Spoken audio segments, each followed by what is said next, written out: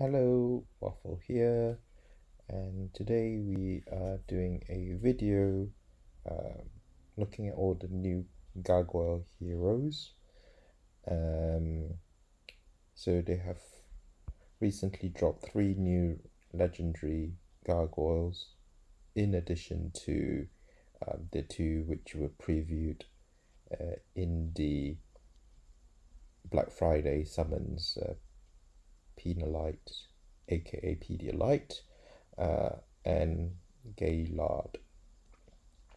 Both of them have had their stats um, tweaked as well, and the Gargoyle family have also been given a bit of a boost with regards to the stone skin.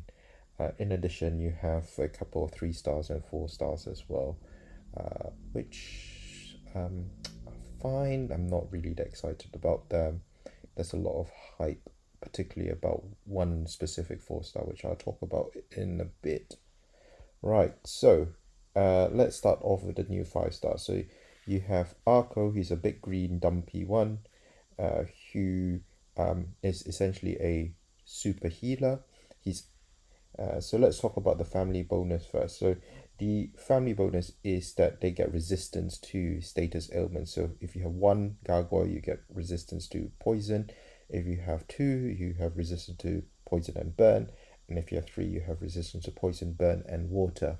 Now, dots and status ailments are not that much of a thing right now in the meta. The one occasional one that comes up is poison, specifically with Elfreak, because of her season 3 Alfheim, is it? Or Swathar, I'm not sure which one. Bonus, whereby if she's got low health, she will give you poison damage. And that sometimes may be relevant, especially if you're in rush wars where she revives low health. Otherwise, it's not going to be that much of an issue at the moment. I'm not going to say in the future this is not going to be relevant, but as of now, Gravemakers are not popular, Veiler is not popular, and you definitely don't see that many Clarisses running around. So this is going to be a negligible bonus. Now, the more important bonus is the passive, whereby they get stone skin. So in the past, when Pedialyte and Gaylord were first released, whenever they cast a special, they would get 1 turn of stone skin. So the next hit would reduce the damage down to 1, much like Knight.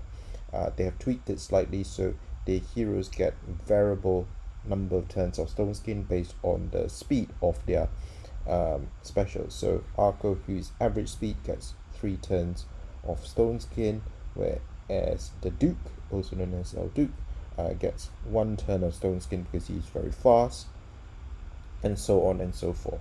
So anyway, Arco, he's 5 stars, he's average, he's a healer, and he's very interesting in the sense that he his heal is dependent on the number of minions you have.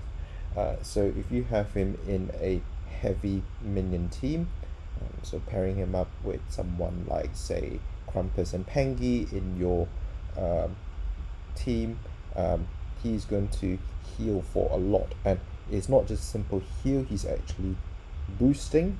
So if you think about if you have Pengi, Krampus, and him, you're very quickly going to get to 3 minions on each hero, and so each hero will be getting 75 times 3, which is 225 HP per turn, and that's obviously not inclusive of the bonus when you factor in your troops. So if you're using mana troops, for example, you have a healing bonus, which obviously adds on to the heal as well. So you're looking at quite significant chunks of healing per turn.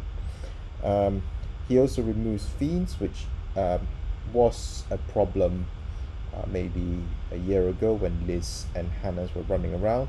Less so at the moment, but we do know that there are going to be more fiends coming up in the upcoming season 5 heroes. So he's that ability may be more important later on, and the fiends are just removed and replaced by minions. So if you have, for example, Liz and Hannah throwing lots of fiends on you, you're immediately going to get one or two minions summoned, and then you summon a gargoyle minion. So you can, again, if you are fighting fiend enemies, you can very quickly, just with arco alone, get to three minions and have stupid amounts of heal.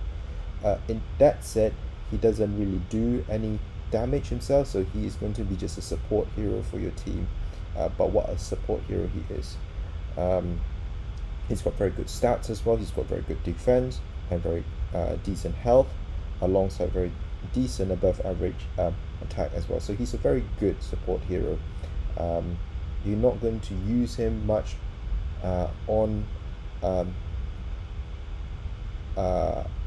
for Titans or for events, but on war, both on defense maybe.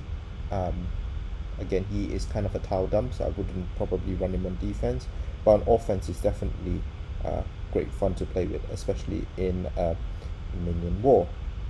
Next we have the Duke. So the Duke is monk class. He is very fast, and that's sweet. He's got very good attack, average defense, and average health. He does damage to 3. He does damage 295% damage to a target, and then some minor to the enemies at the side, so well, that's half the damage. But he also creates a stack. So a stack is very different from a status element. So for example, if you had Shields of Garnet or up, that is not able to block the stack. The only hero at the moment that can block stacks is, I think, Melosi. And so Melosi needs to hit him directly, and you don't see that many Melosis on defense. So on offense, he's going to create stacks, which is goes on top of your regular defense down. So you can have him together with, say, a hero like Frick, for example, and he would still add more defense down to that hero. Now, he's going to be nice in pairing up with like another hero, like say, which is fast, like maybe say Costume Marjana, or maybe someone like even Ruby, for example, so they can both hit and snipe very quickly. Where he's going to shine is Mythic Titans, because you can bring your regular defense down hero, whether that's your Wilbur, whether that's your Gormak, or one of your 5-star red defense down heroes, and then you can bring him along and keep firing his special every time you charge up your heroes, and he will keep stacking up defense down up to a maximum of 10. So you can get minus 80% defense down on top of your regular defense down, which if you were using someone like Sao, he's going to give minus 54% defense down, so you're going to get 134% defense down, which is pretty insane. And then last you have Gosek, who is a slow hero, and they've changed him significantly in since they had him in beta, where he was a fighter class, and they've also nerfed his damage. He's slow. As such, he gets 4 turns of Stone Skin, and he deals more damage every time he has left health, up to a maximum of 650. So in the original beta version, he was only fighter. You could put him in the corner. He could die, revive with 1 health, and then go off with his special and literally wipe out your whole team. That's no longer the case anymore. There goes that bit. If you are going to run him, you're going to run him on defense. He's going to be quite fun to run on defense, but obviously you don't get the fighter revive. I could see him, if you don't have all the top heroes for Rush War, to have him on your rush defense, have someone like him flanking, and then have Mother North reviving him, and then he does crazy amounts of damage and wiping your whole team. On offense, he's going to be okay to play with. His damage output 325% is actually pretty good for purple attack on all, although he's slow. So if you compare to, say, um, someone like Killhair, who does good damage, not as high as him, but is average and has got a drawback. Alternatively, you have someone like Asana, who is um, conditional with regards to the damage output. So yeah, he's all right. He would have been better if he was fighter class with his revive. In fact, he was actually pretty insane. But at the moment, he's an okay hero, which has got some users in the context of rush wars if you don't have optimal teams. Um, do I see him being used in rush wars and offense? Not really, because you don't really want to bring purple stacks if you're fighting Alfreaks, and he's not really the type of hero you want to bring a one-off in a 3-1-1 stack. So hmm, they could have done better with him. And then obviously you've got the other two original ones, which is Peterlight. They've buffed her slightly with the stats. She does more damage to minion and fiend summoners. So for me, Peterlight's main use is actually in Rush Wars, because there are quite a lot of minion summoners in the form of Krampus, um, what's her name, Mother North, Lady of the Lake. So she, I don't even know. These gargoyles are all a bit androgynous. She's going to deal lots and lots of damage to those heroes. And obviously, being yellow means that it's a good stack versus our freak. And as I mentioned, with the gargoyle family um, uh, bonus, she's able to block the poison of Elfric if she does get revived randomly. Also decrease healing, which is important, especially if, for example, you have a heal over time from like Costume Mother North or LB. So all in all, this is going to be a good hero for Rush Wars. We have tried Peterlight on defenses. The average speed is a bit of an issue, even though it is nice to have a yellow flank next to a purple, but you can just get around Peterlight by just not bringing minion or fiend summoners in your offense team, at which point he doesn't really do that much or as high damage, so you can get around that main power of his.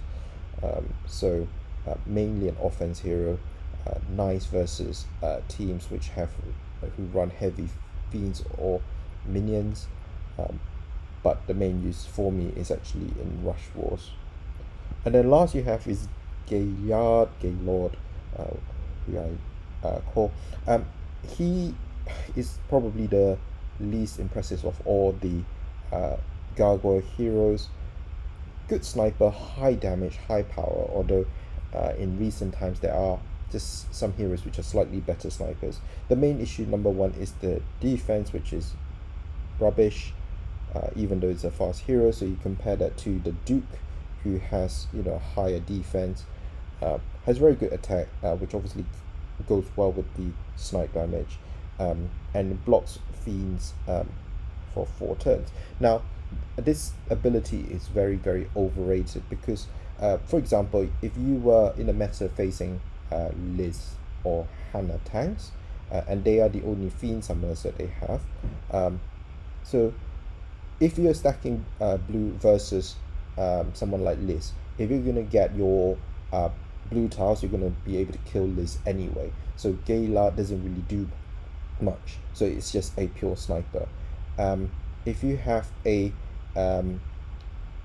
Hannah tank,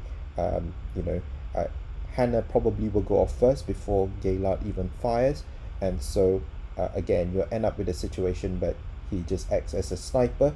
The issue with Gaylord is that he doesn't remove the fiends. If he removed the fiends, like say Esme for example, or Arco, that's great, but he doesn't. All he does is prevent fiends on your heroes in the future, and also prevents the the negative effects from the fiends, but it doesn't get rid of the negative effects. So if Liz has already fired, you're still going to be stuck with the mana slow until you get rid of the fiends. So it's kind of like one of those heroes where its design is not perfect. If he removed fiends, he would be a lot better, but he doesn't. So half the time when he fires, the the horse has already bolted the stables, if you get my what I mean by that. So he's an okay hero. He's not great, you know. I have him, I've maxed him, I've got him emblem, but you know, I hardly use him even in defenses where they have both Liz and Hannah for that reason I've explained. The other thing as well is he doesn't actually prevent the damage from the fiends. So if you have fiends on you, you're still taking damage from them. If Liz fires, you're still going to take damage from Liz. If Hannah fires, you're still taking damage from Hannah. So very situational hero. Good sniper with some, you know, taps which really doesn't matter 99% of the time. Right, so then we are going to talk about the 3-star one. So you've got Soraka. Soraka's average speed, paladin class, does damage to a target, and then deals additional damage based on ice shields up to 335%. To be honest, very average hero, not very exciting, and I am probably not going to max him. There are more powerful blue heroes. There are a lot more powerful blue heroes in 3 stars, like the War of 3 Kingdom 3-star blue, which does insane amount of damage. You've got Chick, you've got Gato, who is a nice combo with Chick. So yeah, and then let's skip this one and go to Budatin. So another one which so this one actually doesn't do anything other than to buff tiles. So either it's going to buff the mana of the tiles if you use on offense, or create negative mana if it's used on defense. And you could just use Treevil. That's all I'm going to say. This hero is not very exciting, and I'm not maxing him. Then you have this guy who's Reef, which is a yellow sniper in rogue class, which is nice. Decent stats, not very high attack though. Does 420% damage, and any excess damage is dealt to nearby enemies, which is nice. Kind of similar in power level to Griffin, who is the season 3-4 Underworld hero. Both have the same uses, will be useful on and off in season 4-star hero offenses. Won't see much play in defense, and not much use for Titans.